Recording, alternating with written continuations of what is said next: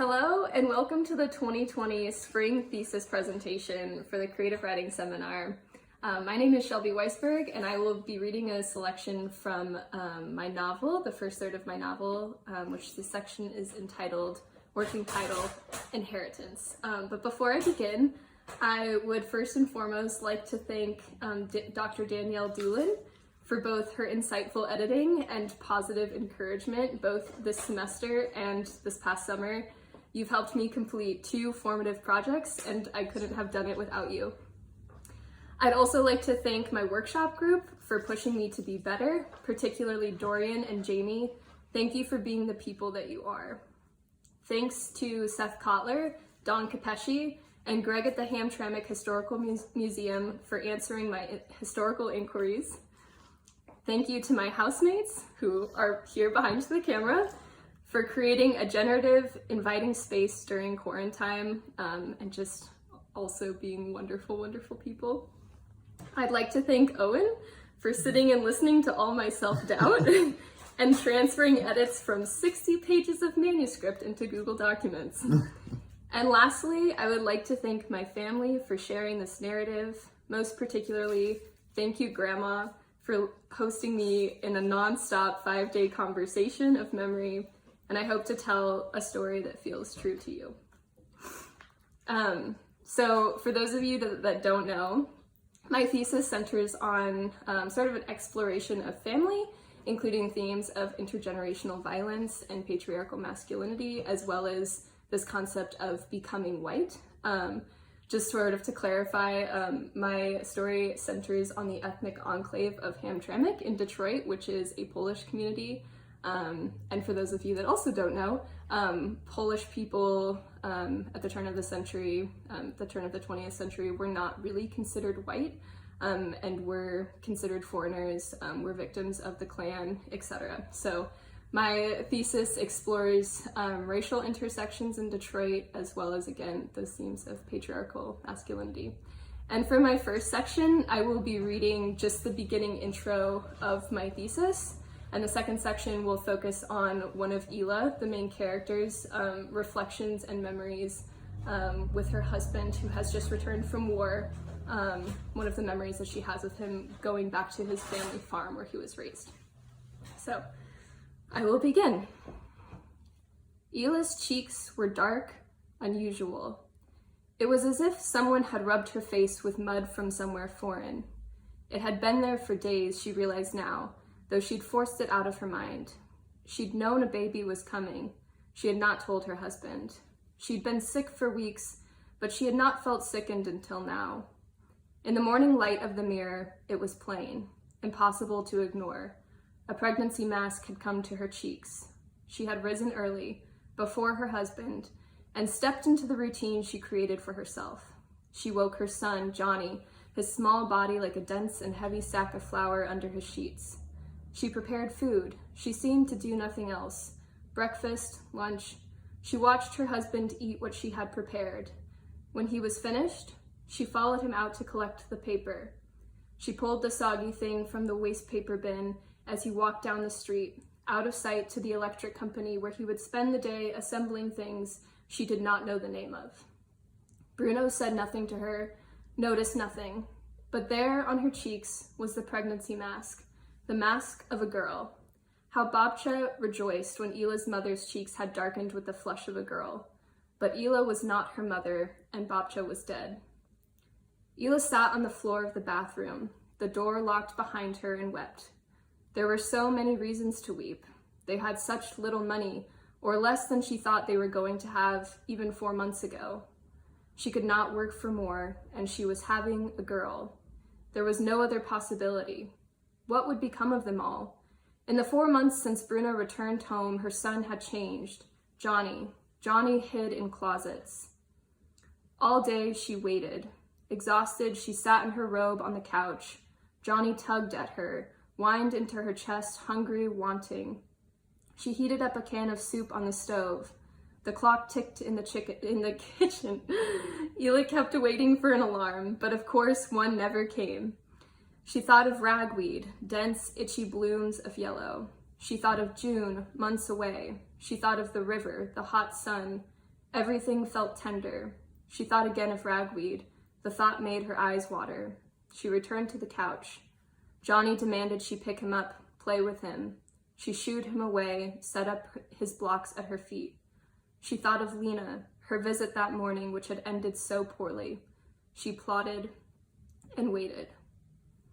When Bruno arrived home, he looked at her with as much concern as he normally did before he walked into the kitchen yelling for the boy.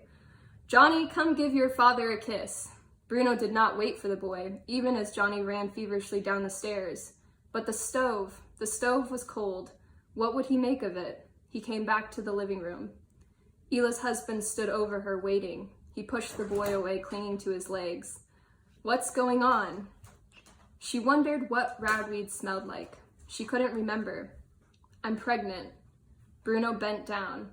His body jostled the boy to the left. Johnny began whimpering. She did not have the energy to be afraid. He kneeled on the ground and wrapped his arms around her. At first, she did not give in. She was not sure what he wanted, but when he pulled away, he was smiling. "This is good," he said. "This is really good." He folded her into his arms again. He pulled back and laughed. "Guess those doctors down in Texas were right after all." He pulled the boy into his lap and sat down next to her. The clock ticked in the kitchen. Ila played with the puckered hole in the couch. She wished for an alarm. She looked out the window, then she looked at her husband. "There's money that belongs to you," Ila started. Bruno turned to face her. She knew she had his attention now, and with a baby on the way, we need it. "Lena," she continued, "Lena has the money from the sale of your land." Bruno looked sternly at Johnny and set him on the ground. "Go upstairs and play quietly, you hear?" The boy disappeared as Bruno stood, raised his hands, made them visible. "What are you talking about? My mother has that money." Ila proceeded cautiously. There was no turning back now, not after all that had happened.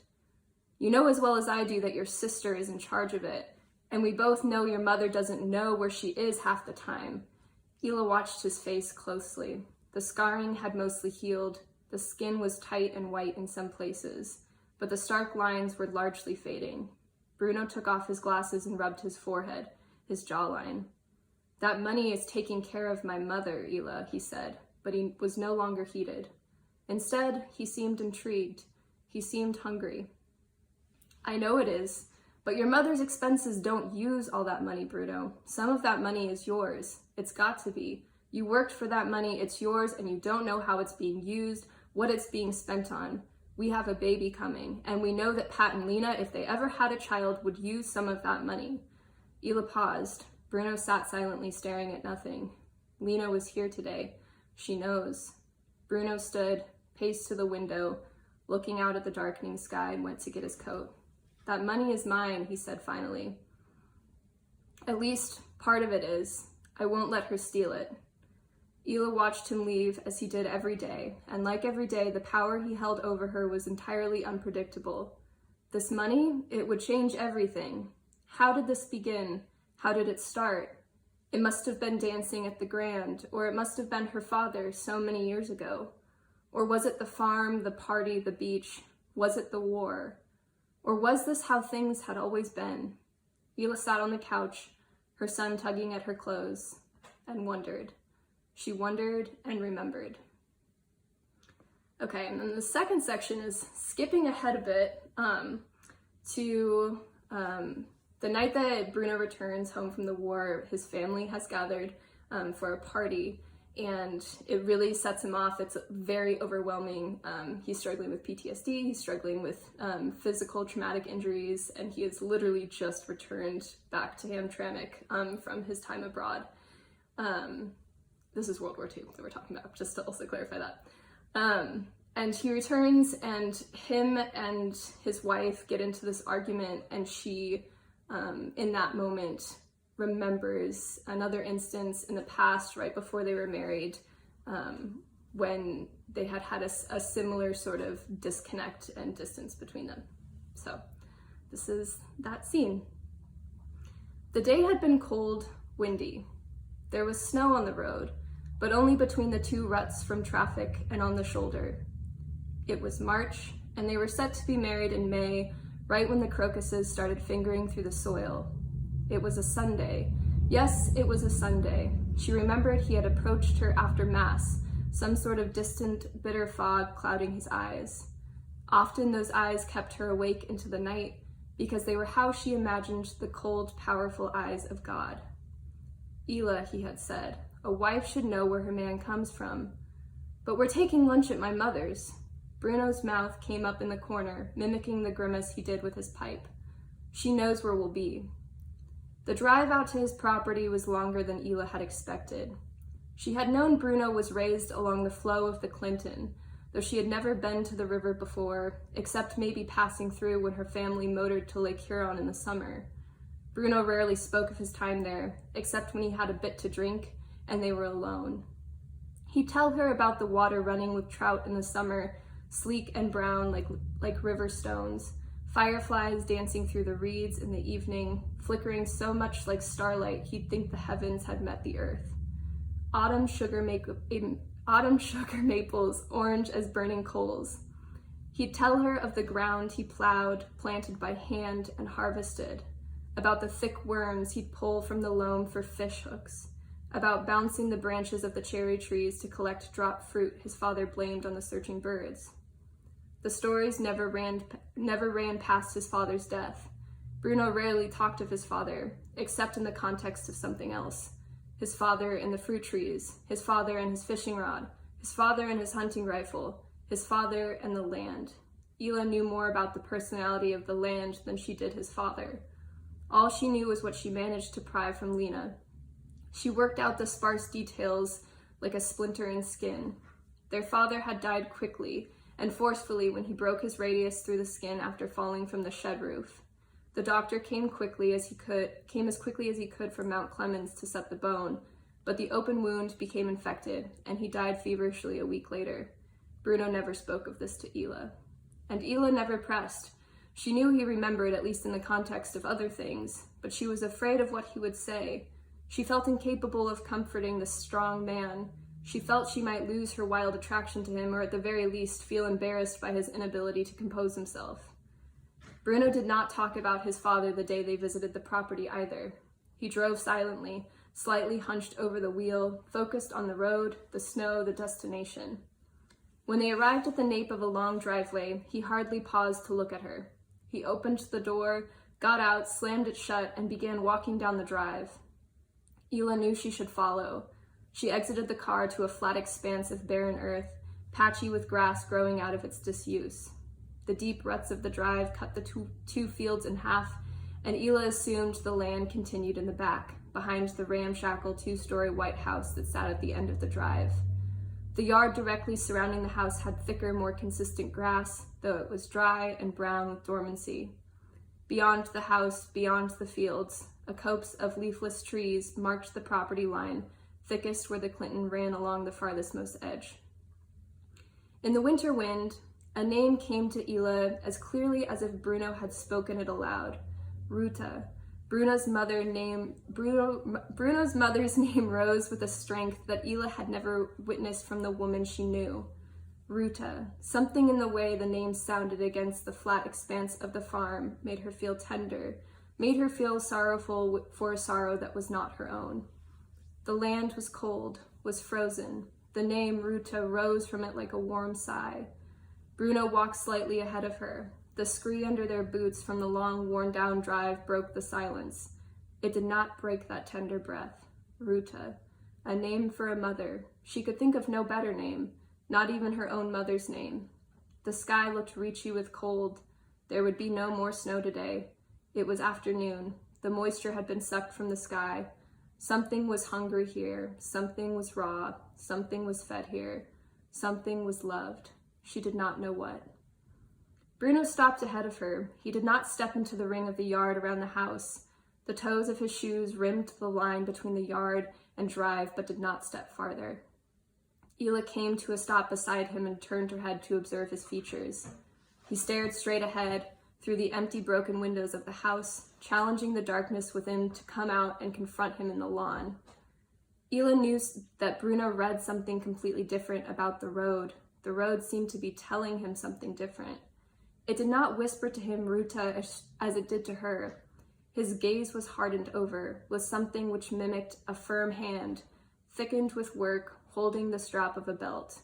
His eyes listened to the road, seemed to recall an old, heavy story caught in the fibers of pain and loss, so thickly woven little else could leak through. Red threads of rage, blue threads of loss, brown, barren threads of things stolen too early, his boyhood, his father, his labor used and sold off in Detroit by his older brothers, his earnings gambled away on cards and moonshine. This place spoke chilling, acrid stories to him. Ela listened to these stories, the road, the old shack, the barren fields, and her listening changed the narrative of this place. He felt it too, she was certain, and she knew suddenly he regretted bringing her here. Bringing her was a weakness, a flaw that changed the story he knew of this place into something unrecognizable, and in its unrecognizability into something threatening. Bruno walked a pace away from her, bent to pick up a stone from the road. When he turned to face her again, his eyes or ears, whichever had strained to listen, were closed hard against the cold wind. He threw the pebble far out into the field, watched it hit the ground and skitter into oblivion. "Why don't you say we get the hell out of here?" was all he said, and he said it angrily. Okay, thank you.